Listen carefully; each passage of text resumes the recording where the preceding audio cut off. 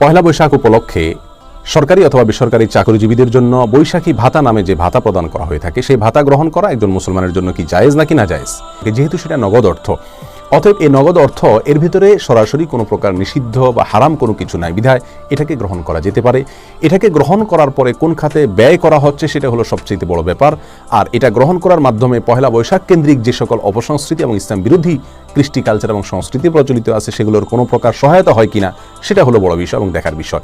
আর বলাই বাহুল্য, পয়লা বৈশাখ উপলক্ষে যে ভাতা দেওয়া হয়ে থাকে, ভাতা গ্রহণ করার মাধ্যমে পয়লা বৈশাখ কেন্দ্রিক যে সকল সংস্কৃতি বা ইসলাম বিরোধী কর্মকাণ্ড আছে, শিরক এবং শিরকের সাথে সাদৃশ্যপূর্ণ কর্মকাণ্ড আছে, সেগুলোর সহায়তা কোনোভাবেই এই ভাতা গ্রহণ করার মাধ্যমে হয় না, বিধায় এটা নিষিদ্ধ হবে না। শুধুমাত্র যে বিষয়টি নিশ্চিত করতে হবে গ্রহীতাকে, সেটা হলো তিনি এই ভাতার টাকা দিয়ে মঙ্গল শোভাযাত্রা বা পয়লা বৈশাখ কেন্দ্রিক যত অন্যায় অথবা সাধারণ যত অন্যায় হতে পারে সেগুলোর কোনো কাজে তিনি এই টাকা, এই ভাতা ব্যবহার করবেন না।